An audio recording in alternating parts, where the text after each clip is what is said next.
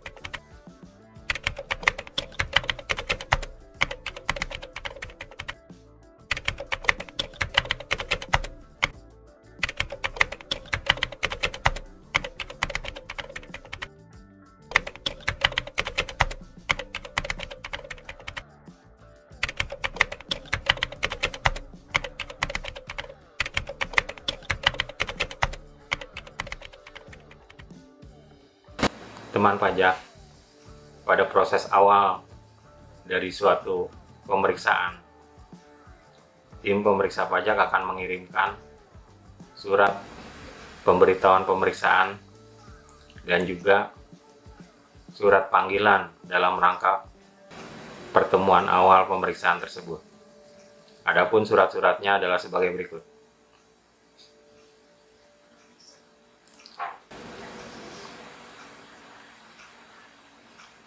Di sini saya kasih contoh surat pemberitahuan pemeriksaan lapangan yang ditujukan kepada direktur suatu perusahaan. Di sini contohnya PT, teman-teman. Bisa juga CP, organisasi, atau wajib pajak orang pribadi. Contoh suratnya formal seperti ini. Jadi sudah baku berdasarkan Per 07 tahun 2017, teman-teman, yang mengeluarkan KPP Pratama pada contoh surat ini. Update teman-teman tahun 2020. Jadi kalau teman-teman mendapatkan surat pemeriksaan seperti ini, pasti semuanya sama. Di sini ada nama-nama dari tim pemeriksa pajak. Diperintahkan untuk melakukan pemeriksaan kantor di bidang perpajakan terhadap perusahaan, nama, PT, NPWP, alamat, masa atau tahun pajak Januari sampai Desember 2017, kriteria pemeriksaannya semua jenis pajak atau all taxes, teman-teman. Jadi di sini yang diperiksa PPN, PPH, Bea Metrai, dan juga SPPT PBB. Untuk PPN memang ini tergantung wajib pajak yang diperiksa ini sudah PKP atau belum, teman-teman. Surat ditandatangani oleh Kepala Kantor Pajak atau KKP. Nah, ini surat pemberitahuan pemeriksaan lapangan. Selain surat ini, ada juga surat panggilan, teman-teman, dalam rangka pertemuan sehubungan dengan pemeriksaan lapangan tahun 2020 juga, teman-teman. Ditujukan kepada pimpinan perusahaan. Surat panggilan ini sudah ada hari, tanggal, jam, serta tempat nih, teman-teman, di KPP. Dulu kalau teman-teman punya pengalaman pada saat pemeriksaan, tim pemeriksa datang ke kantor atau tempat usaha teman-teman. Tapi semenjak adanya Per 07 tahun 2017, itu tim pemeriksa pajak akan memanggil wajib pajak ke kantor pajak. Jadi ketemunya di kantor pajak, teman-teman.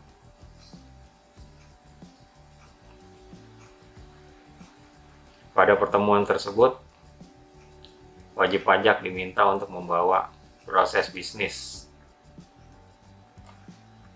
data pembayaran dan pelaporan pajak, daftar harta dan kewajiban. Ini sebagai dokumen awal yang bisa dibawa pada saat pertemuan dengan tim pemeriksa pajak. Surat ditandatangani oleh Kepala Kantor Pelayanan Pajak. Ditandatangani secara elektronik ya teman-teman. Di sini ada barcode. Jadi surat ini online ya teman-teman.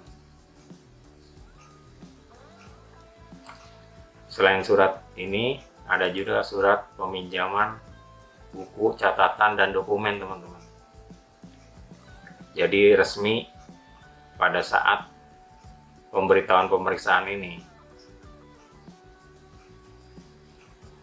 wajib pajak yang diperiksa sudah tidak bisa melakukan pembetulan SPT. Jadi dokumen baik perpajakan maupun dokumen pembukuan itu akan dipinjam. Biasanya dalam surat permintaan peminjaman dokumen ini dilampirkan oleh dokumen-dokumen yang akan dipinjam teman-teman. Nah, contoh daftar dokumennya seperti ini.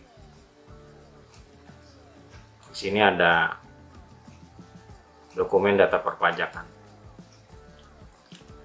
Nomor 1 yang dipinjam SPP beserta SSP-nya tahun 2016 dan 2017. Ini kan yang dipinjam sebetulnya 2017, cuman biasanya kalau SPT PBB 2 tahun. Tahun sebelumnya dipinjam juga teman-teman. SPT masa PPN, SPT masa PPA 21, 22, 23, pasal 25, PPA pasal 4 ayat 2, beserta SSP-nya. Nah, ini SPPT PBB juga dipinjam teman-teman. Data dokumen akuntansi nih, dokumen perusahaan, struktur organisasi perusahaan, rekening koran, buku tabungan bank, laporan keuangan dan buku besar, akte pendirian dan perubahan,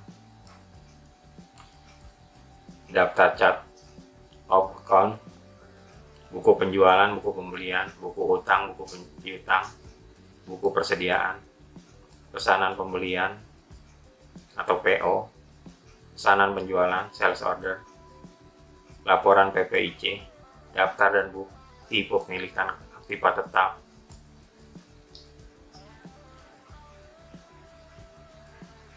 surat-surat perjanjian kredit, outsourcing, seluruh bukti-bukti, nota, bon, kwitansi terkait penghasilan, bukti-bukti kwitansi untuk HPP,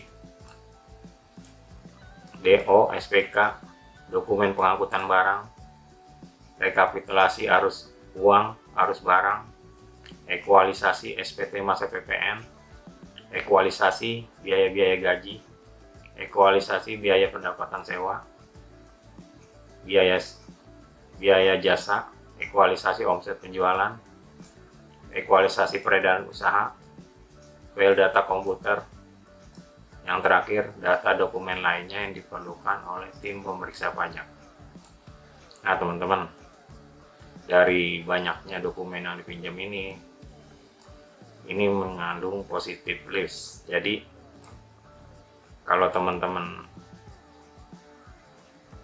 di perusahaan hanya terdapat beberapa dokumen yang tercantum namanya di sini, silakan dibawa dan dibuatkan tanda terimanya teman-teman. Tapi kalau nggak ada, tidak perlu diada-adai. Di sini cuman daftar dokumen yang memang dibutuhkan oleh tim pemeriksa pajak sebanyak ini.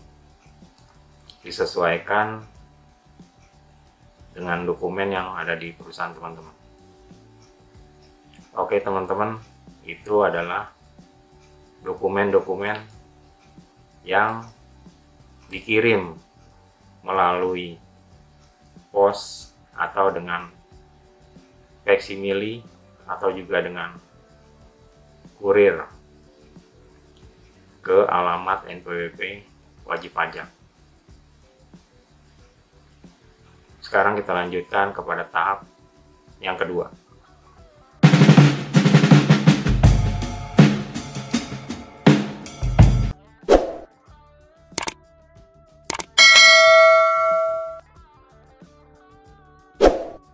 Teman pajak, pada tahap kedua proses pemeriksaan, wajib pajak akan diundang untuk datang ke kantor pajak untuk memenuhi surat panggilan dalam rangka pemeriksaan. Seperti apa proses pertemuan tersebut dan surat apa yang akan ditandatangani. Mari kita lanjutkan pembahasannya berikut ini.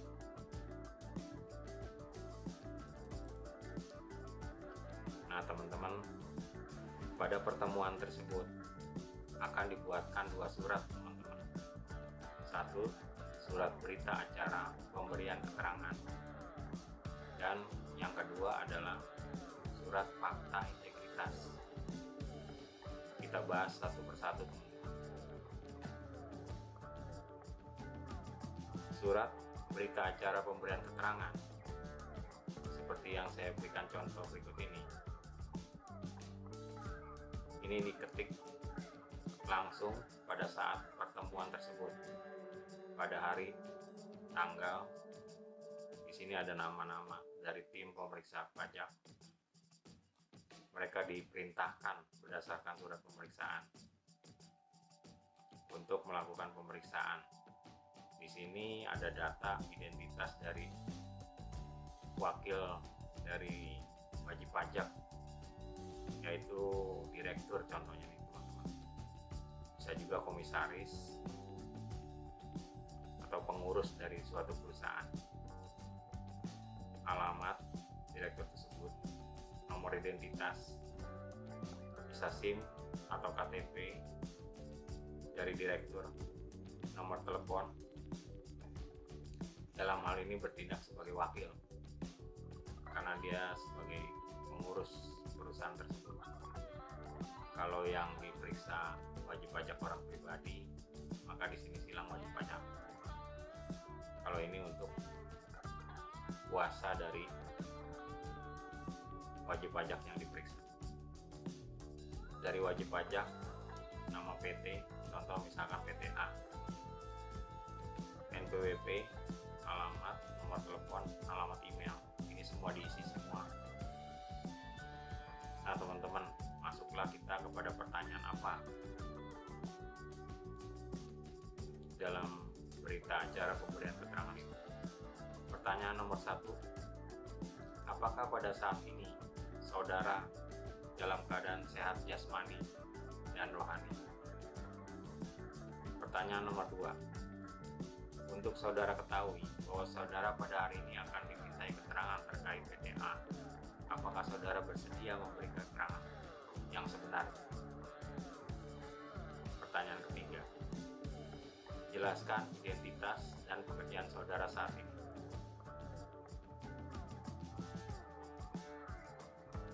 Pertanyaan nomor 4, jelaskan jabatan atau posisi saudara dalam PTA.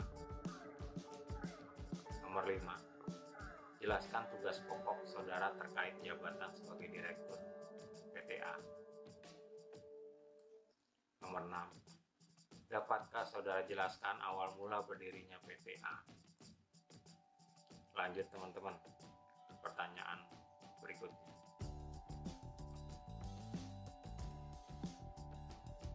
Pertanyaan nomor 7, siapakah pemegang saham dari PTA?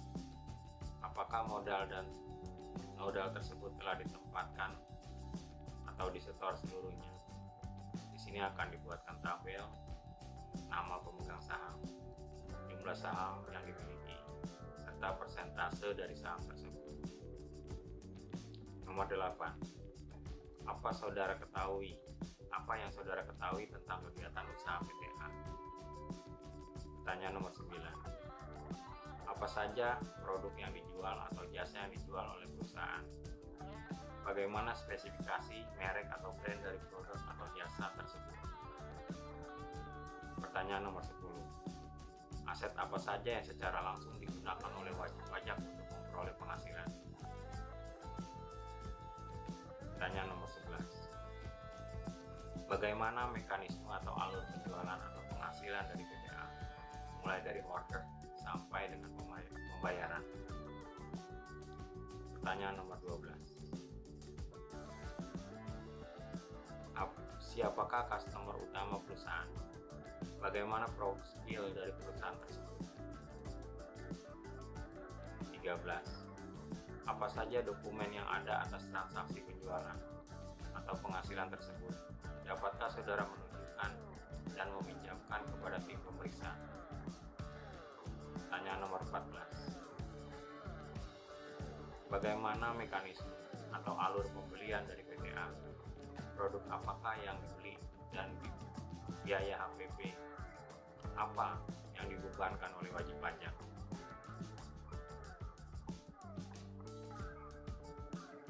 Pertanyaan nomor 15. Siapakah supplier utama perusahaan?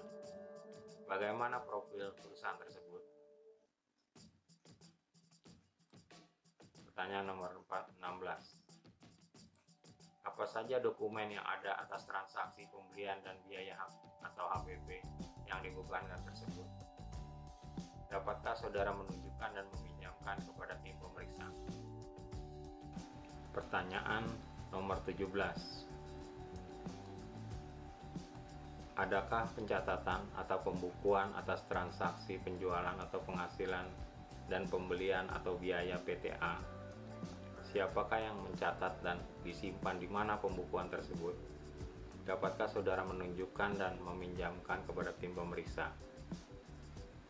Pertanyaan nomor 18.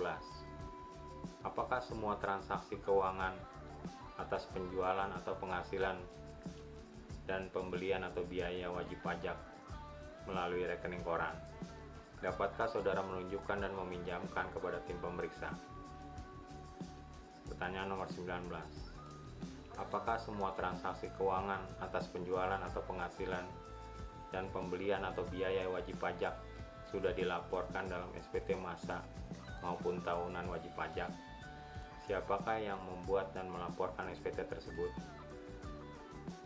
Pertanyaan 20. Berapa jumlah karyawan PTA?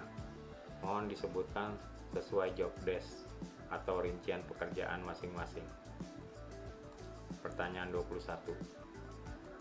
Bagaimana mekanisme pembayaran gaji karyawan? Apakah melalui payroll rekening koran? Apakah perusahaan memiliki pencatatan atas pembayaran gaji tersebut? Berdasarkan data SPT PPA Badan dilaporkan terdapat biaya sekian. Dapatkah saudara menunjukkan dan meminjamkan kepada tim pemeriksa? Teman-teman, dari pertanyaan nomor 22 ini kita bisa berkesimpulan bahwa tim pemeriksa sebelumnya telah meneliti SPT Badan, terutama untuk laporan keuangannya. Ada biaya yang cukup signifikan yang menjadi sorotan pada pemberian keterangan pada pertemuan ini. Pertanyaan 23. Apakah dalam pemberian keterangan ini saudara mendapatkan tekanan atau paksaan? Pertanyaan terakhir 24. Apakah saudara bersedia dipanggil kembali oleh tim pemeriksa untuk memberikan keterangan terkait PTA? Nah teman-teman, dari 1 sampai 24 pertanyaan ini dapat kita tarik kesimpulan bahwa wakil dari perusahaan yang mewakili pertemuan ini haruslah benar-benar orang yang menguasai bisnis serta